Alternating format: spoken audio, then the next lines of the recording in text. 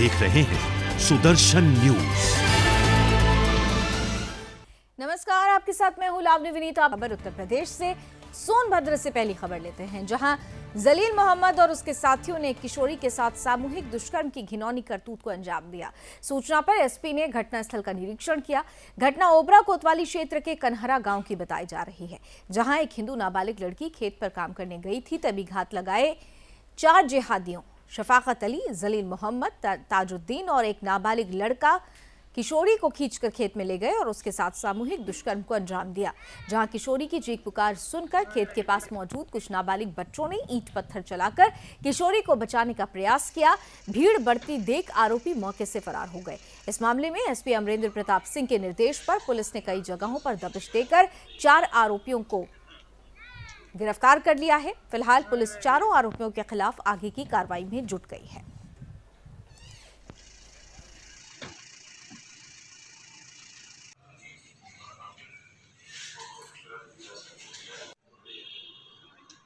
हमको चला ये कि कोई गांव के गए थे हमको लेने के लिए, बुलाने के लिए, तो फिर आए वहाँ पर, तो फिर बताया कि नहीं गार्जियन यही है। तो वहाँ पे अपना हम कहे कि नहीं आप क्या करना इसको साथ चाहते हैं, तो हम कहे कि भाई इसको साथ क्या कहा जाए, इसको साथ हम यही चाहेंगे कि हम इसका थाने में देंगे। खेत में लड़की गई थी और उसके बाद वहाँ उसको चार लड़के उसको पकड़ करके रहर के खेत में ले गए।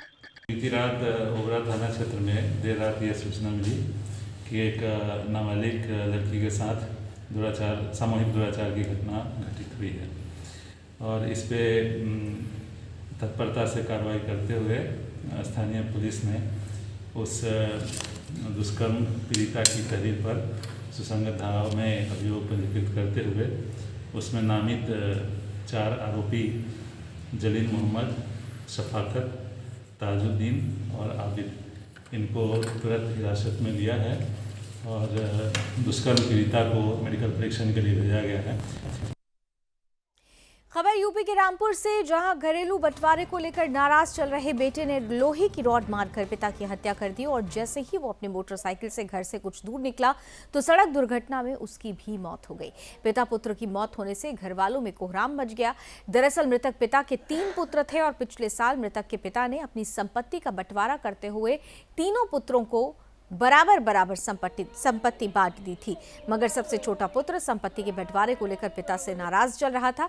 घटना की सूचना मिलने पर पुलिस मौके पर पहुंची और पिता पुत्र के शव को पोस्टमार्टम के लिए भेज दिया गया।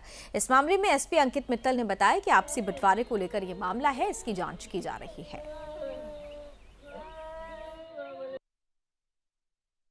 आज दिनांक 6 दिसंबर को सुबह लगभग 4:30 बजे थाना शाहबाद के ग्राम भगवंतपुर मचान ओम प्रकाश द्वारा सूचना दी गई कि उसके पिता बुद्ध सेन, जिनकी उम्र लगभग 55 वर्ष थी और होमगार्ड की नौकरी करते थे, उनके सिर पर किसी के द्वारा लोहे की रोड मारकर उनके कमरे में ही हत्या कर दी गई। इस सूचना पर तत्काल स्थानीय पुलिस और वरिष्ठ अधिकारियों द्वारा घटनास्थल का निरीक्षण किया गया। घटनास्थल पर जब लोगों से वार्ता की गई, परिजनों से वार्ता की गई, तो ये स्थापित हुआ कि बुद्ध सेन द्वारा लगभग 1 वर्ष पूर्व अपनी संपत्ति का बंटवारा किया गया था, जिससे कि उनके 3 पुत्रों में सबसे छोटा पुत्र, जिसका नाम नेकपाल है, वो संतुष्ट नहीं था। मौका वारदात से नेकपाल को तलाश।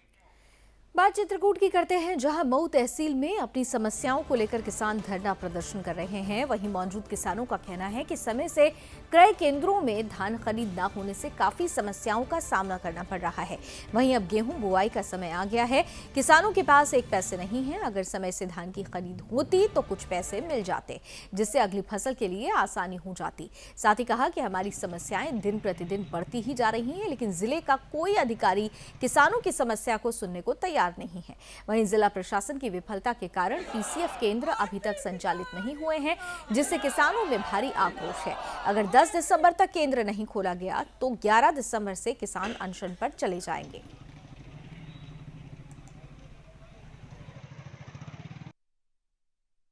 लबेद के किसान यहाँ काफी मात्रा में एकत्रित हैं और सबसे बड़ी समस्या हमारी धान खरीद की है, जो कि हमारा जिले में आज भी एक भी सेंटर संचालित नहीं है। किसान औने पौने दाम में 1100-1200 रुपये में धान बेचने के लिए मजबूर है। हमको उसी धान बेच करके खाद लेना है। हमको अपनी अन्य व्यवस्थाएं जो भी है घरेलू समस्याएं उनको सॉल्व करना है और किसान परेशान है। शासन प्रशासन केवल जुमलेबाजी करता है और हमारे किसानों की समस्याओं में ध्यान नहीं दिया जाता। अब हम अपने हक और अधिकार के लिए यह तहसील परिसर में मैं भारतीय किसान यूनियन तहसील अध्यक्ष मऊ आज ये घोषणा करता हूं इस मंच से, जब तक मेरी समस्याओं को, मेरे किसानों को समस्याओं को ये सॉल्व नहीं करते, यह मेरा किसान हटेगा नहीं।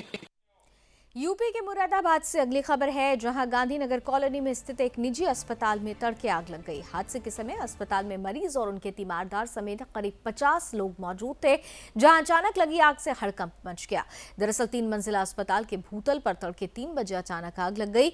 आग का कारण शॉर्ट सर्किट बताया जा रहा है और इस बात की सूचना मिलते ही फायर ब्रिगेड मौके पर पहुंच गई।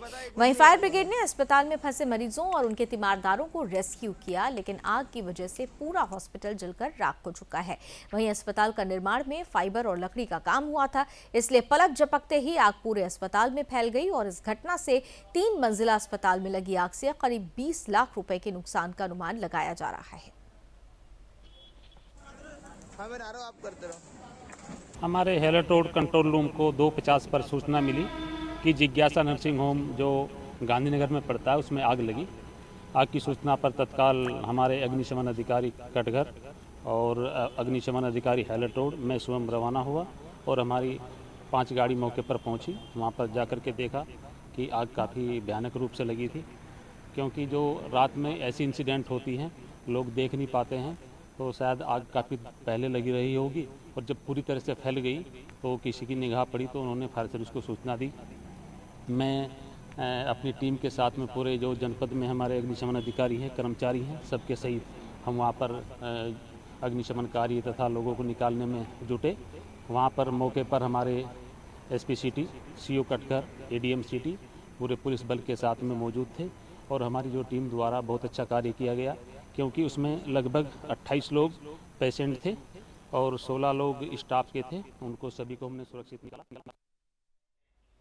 बात अब यूपी के हरदोई की, जहां एक तरफ स्वच्छ भारत मिशन के तहत सरकार पंचायतों में लाखों रुपए खर्च करके सार्वजनिक शौचालय बना रही है, तो वहीं दूसरे ओर स्थानीय लोग खुले में शौच के लिए जाने पर मजबूर हैं।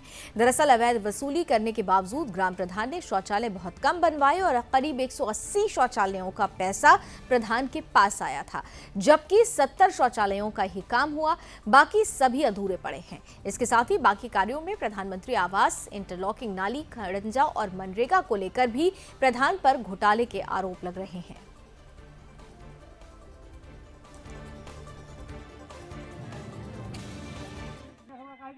प्रधान ने ₹5,000 लिया मेरे से और कॉलोनी भी नहीं दी है और ना लेटरिंग है ना कॉलोनी है। कहने आवास आ गई है तुम्हारा, कॉलोनी के लिए पैसे दो। पैसे हमने दिए 5,000। इन्हें बोला, फिर मैं गया एक बार, फिर कहने 20,000 दो। बोले आ जाएगी कॉलोनी काट के दूसरे को दे दी। ये हो गया है 5-10 साल हो गया। समस्या हमारी यह है, जिसे आवास हमका मिली है, लेटरिन नहीं आई नहीं हमारा। यूपी के मुरादाबाद से अगली खबर लेते हैं, जहां अंतर्राष्ट्रीय हिंदू परिषद के सदस्यों की ओर से मंदिर में आरती की गई और बाबरी विध्वंस की 29वीं वर्षगांठ को शौर्य दिवस के रूप में मनाया गया। इस दौरान सामूहिक हनुमान चालीसा पाठ करके वर्तमान सरकार से मथुरा और काशी में मंदिर निर्माण को लेकर संसद में बिल के पास कराने की अपील की गई। इस अवसर पर परिषद के प्रांत मीडिया प्रभारी श्याम कृष्ण रस्तोगी ने कहा कि उत्तर प्रदेश में चुनाव से पहले मंदिरों के पुजारियों और पुरोहितों को वेतन भत्ते की घोषणा की जानी चाहिए। साथ ही मंदिर के निर्माण के लिए संसद में बिल भी पास होना चाहिए।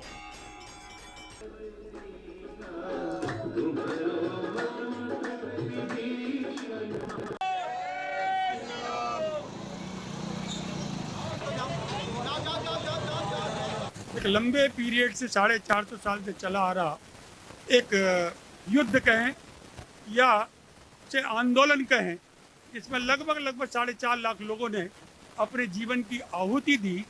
ऐसे राम जन्मभूमि, जिसको तथाकथित कुछ लोग बाबरी मस्जिद कहा करते थे, उसका आज ढांचा ढाया था 6 दिसंबर 1992 को। और उस दिन हिंदू शक्ति का प्रकटीकरण हुआ था, युवा शक्ति का प्रकटीकरण हुआ था और बजरंग शक्ति का प्रकटीकरण हुआ था।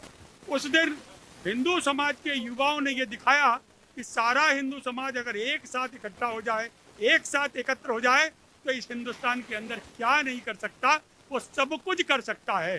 तो आज हम उसकी वर्षगांठ लगभग 27-28 साल हो गए हमको रेगुलर उसको बनाते हुए यहाँ पर हो गए हैं, और आज हमने धूमधाम से।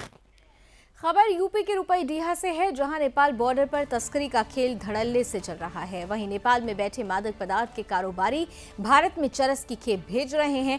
इसका खुलासा एसएसबी के जवानों ने किया है और एक नेपाली युवक के पास से 2 करोड़ की चरस बरामद कर उसे गिरफ्तार कर लिया गया है। जहां आरोपी चरस को चंडीगढ़ ले जाने वाला था, तो वहीं मुखबिर की सूचना पर एसएसबी जवानों ने इस कार्रवाई को अंजाम दिया। एसएसबी को सूचना मिली कि एक युवक नेपाल से चरस को भारत में लाने वाला है। इस मामले में पुलिस ने चरस को कब्जे में लेकर सीज कर दिया और पकड़े गए आरोपी के खिलाफ एनडीपीएस एक्ट के तहत मामला दर्ज कर लिया गया है और पुलिस आरोपी से पूछताछ कर आगे की कार्रवाई में जुट भी गई है। पुलिस अधीक्षक महोदया बहराइच द्वारा अपराधियों के विरुद्ध चलाए गए अभियान एवं विधानसभा चुनाव 2022 को सफल संपन्न कराए जाने के क्रम में अपराधियों के विरुद्ध जो कार्रवाई निरोधात्मक की जा रही है, उसके तहत थानाध्यक्ष रुपईडीहा श्री प्रमोद त्रिपाठी, उप निरीक्षक प्रेमचंद यादव व एसएसबी टीम को बीती रात एक बड़ी सफलता मिली है। इन लोगों ने रुपईडीहा नेपालगंज रोड पर बाबा होटल के पास नेपाल राष्ट्र के एक व्यक्ति अमर बहादुर धरती पुत्र बुद्धिराम निवासी सांख जिला रुकुम राष्ट्र नेपाल को गिरफ्तार किया है। उसके पास से 4 किलो चरस बरामद हुई है। और चलिए इसी के साथ आप बस इतना ही, लेकिन देश और दुनिया की तमाम खबरों के लिए आप जुड़े रहिए सुदर्शन न्यूज के साथ। जय हिंद।